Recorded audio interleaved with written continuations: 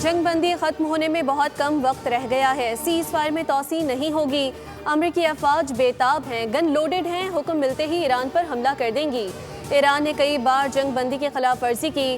امریکی صدر Donald Trump کا CNBC کو انٹرویو، کہا ایران کے ساتھ تنازع عظیم معاہدے پر ختم ہوگا، جلد بازی میں کوئی بری ڈیل نہیں کروں گا، 1 یا 2 دن میں ڈیل نہ ہوئی تو دوبارہ بمباری کریں گے۔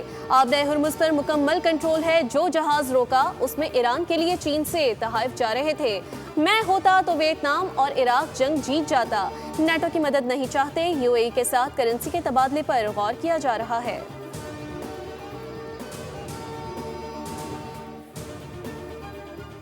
امن یا جنگ، اگلے 8 گھنٹے اہم، امریکی وفد اسلام آباد آنے کو تیار، ایران کے جواب کا انتظار۔ پاکستانی وقت کے مطابق سیز فائر صبح 4:50 پر ختم ہو جائے گا۔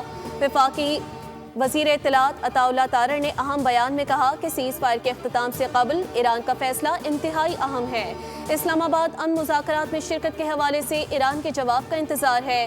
پاکستان کی ایرانی قیادت کو رضامند کرنے کی مخلصانہ کوششیں جاری ہیں۔ پاکستان ثالث کے طور پر ایران سے مسلسل رابطے میں ہے۔ دنیا کی نظریں اسلام آباد مذاکرات پر، سیکیورٹی کے غیر معمولی انتظامات۔ تمام وفاقی دفاتر کل بھی بند رہیں گے، افسران اور ملازمین ورک فرام ہوم کریں گے۔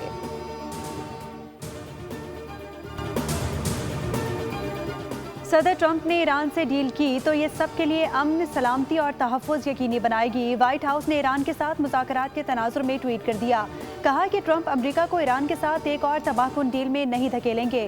ٹرمپ نے ڈیل کی تو صرف اسرائیل اور مشرق وسطیٰ نہیں بلکہ ہر جگہ امن ہوگا۔ وائٹ ہاؤس کے مطابق ٹرمپ کی ڈیل یورپ، امریکہ سمیت ہر جگہ امن، سلامتی اور تحفظ کی ضمانت دے گی۔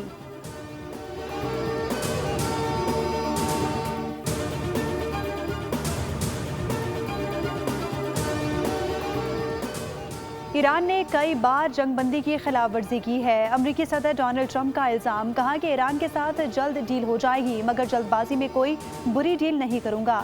امریکی صدر نے میڈیا سے گفتگو میں کہا کہ میرے خیال میں مذاکرات میں کوئی گیم نہیں ہو رہا۔ امریکی وفد چند گھنٹوں میں اسلام آباد پہنچنے والا ہے۔ ڈیل ہونے پر سینئر ایرانی رہنماؤں سے ملنے کو تیار ہوں۔ ایران سے جو معاہدہ ہم کر رہی ہے وہ اوباما اور بائیڈن دور سے کہیں بہتر ہوگا۔ وقت آ چکا کہ ایران کی کلنگ مشین کو ختم کیا جائے۔ ایک ہی مطالبہ ہے، ایران کو جوہری ہتھیار رکھنے سے دستبردار ہونا چاہیے۔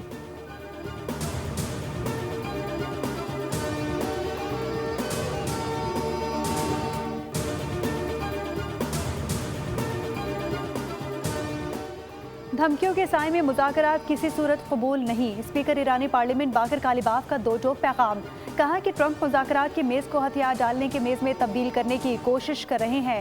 آبنائے ہرمز کی ناکہ بندی اور جنگ بندی کی خلاف ورزی کر کے صدر ٹرمپ خود فریبی کا شکار ہیں۔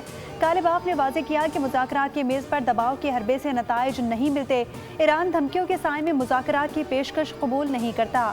پچھلے 2 ہفتوں کے دوران ایران نے میدان جنگ میں نئے پتے دکھانے کے لیے خود کو تیار کر لیا۔ ادھر ایران کے نائب وزیر خارجہ سعید خطیب زادے نے انٹرویو میں کہا، امریکہ کے پاس اس کے سوا کوئی چارہ نہیں کہ وہ حد سے بڑھ کر کیے جانے والے مطالبات ترک کرے اور ایرانی عوام کے حقوق کا مکمل احترام کرے۔ امریکہ جنگ کر کے دیکھ چکا اور ممکن ہے کہ وہ جنگ کے راستے پر رہ کر کچھ حاصل کرنے کی سوچ میں ہو، مگر اس بحران کا واحد حل سفارتکاری ہے۔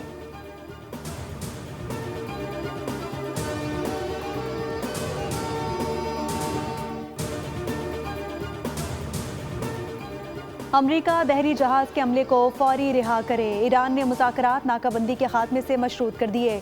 ایرانی وزارت خارجہ کے ترجمان اسماعیل بقائی نے کہا، ایران سے مذاکرات میں امریکہ سنجیدہ نہیں، اگر ماضی کی غلطیاں دہرائی گئیں تو ایران فیصلہ کن انتقامی کارروائی کرے گا۔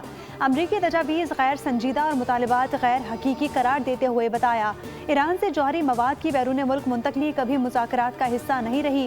امریکی اسرائیلی حملوں سے پہلے آبنائے ہرمز محفوظ تھی۔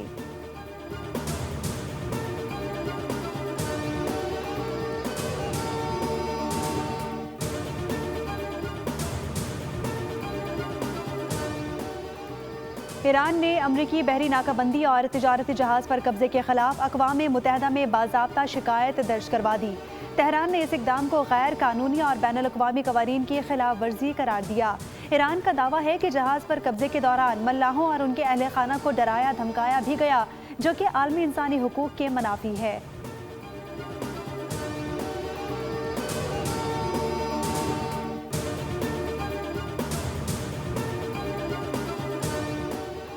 امریکہ پر تاریخی عدم اعتماد مذاکرات کی راہ میں سب سے بڑی رکاوٹ ہے۔ بامعنی مذاکرات کے لیے وعدوں کی پاسداری بنیادی شرط ہے۔ ایرانی صدر مسعود پزشکیان نے کہا، امریکہ کے غیر تعمیری اور متضاد بیانات صورتحال کو مزید پیچیدہ بنا رہی ہیں۔ امریکہ دراصل ایران سے ہتھیار ڈالنے کا مطالبہ کر رہا ہے، لیکن ایران کسی بھی قسم کے دباؤ یا طاقت کے سامنے سر نہیں جھکائے گا۔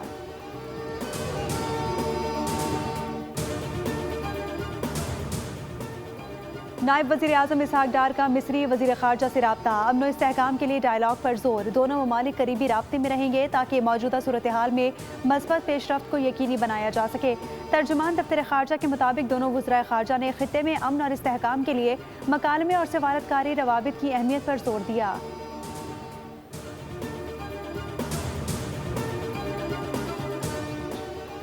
قطر جنگ بندی کے لیے پاکستان کی کوششوں کی حمایت کرتا ہے۔ واشنگٹن اور تہران کے درمیان اسلام آباد میں جنگ بندی مذاکرات پر گہری نظر رکھے ہوئے ہے۔ قطری وزارت خارجہ کی نیوز بریفنگ بتایا کہ اسلام آباد مذاکرات سے متعلق قطر امریکہ سمیت تمام فریقوں سے رابطے میں ہے۔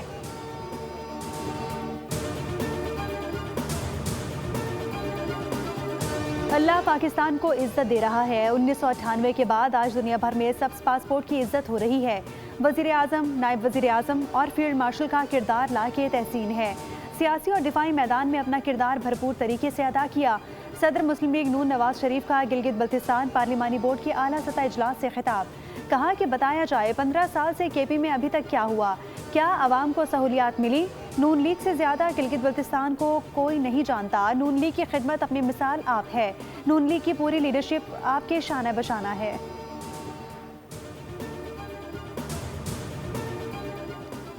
وزیر اعظم شہباز شریف کی زیر صدارت اجلاس پبلک پرائیویٹ پارٹنرشپ کے ذریعے ترقیاتی منصوبوں میں تیزی لانے کی ہدایت۔ وزیر اعظم نے کہا، نظام کو مزید شفاف اور مؤثر بنایا جا رہا ہے۔ متعلقہ وزارتوں اور محکموں کی استعداد میں بہتری لائی جائے گی۔ اجلاس میں مجوزہ نئے نظام کے خدوخال پر بریفنگ دی گئی۔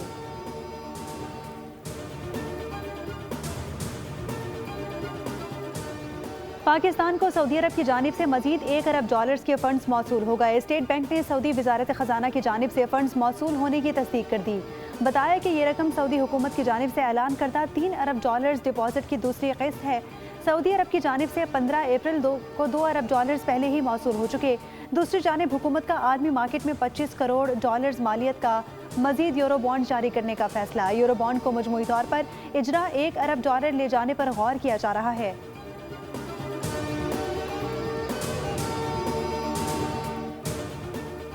آئی ایم ایف نے پاکستان کے لیے $1 ارب 20 کروڑ کی اگلی قسط منظور کرنے کے لیے نئی شرائط عائد کر دی۔ بجلی اور گیس کی نرخوں میں اضافہ ناگزیر قرار۔ خصوصی اقتصادی زونز کے مراحت ختم کرنے کا فیصلہ۔ نیب قوانین میں ترامیم اور ٹیکس نظام میں سختی بھی شرائط میں شامل۔ ذرائع کے مطابق حکومت نے آئی ایم ایف سے اس بات پر بھی اتفاق کیا، جولائی 2026 سے گیس کی نرخوں میں ہر 6 ماہ بعد اور جنوری 2027 سے بجلی کی نرخوں میں سالانہ بنیادوں پر رد و بدل کیا جائے گا۔ سی پیک کے تحت دی جانے والی تمام مالی مراحت بھی 2035 تک ختم کر دی جائیں گی۔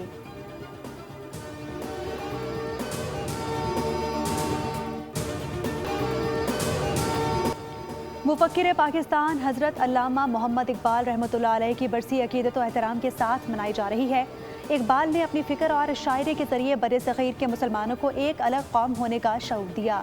اسی فکری رہنمائی نے قیام پاکستان کی جدوجہد کو ایک مضبوط نظریاتی بنیاد فراہم کی۔ کشمیر اقبال کی سوچ کا اہم مرکز رہا، جس کو بارہا انہوں نے اپنی شاعری میں سمویا۔ صدر مملکت آصف علی زرداری نے اپنے پیغام میں کہا، حکیم الامت علامہ محمد اقبال نے تصور پاکستان کو فکری جہت عطا کی۔ اقبال نے مسلم امہ کو خود آگاہی، خودداری اور جہد مسلسل کی راہ دکھائی۔ ان کا کلام آج بھی عدل و انصاف، امید اور امن کا زندہ استعارہ ہے۔ قائد اعظم کا ویژن اور اقبال کی فکر آج بھی پاکستان کی منزل اور رہنمائی ہے۔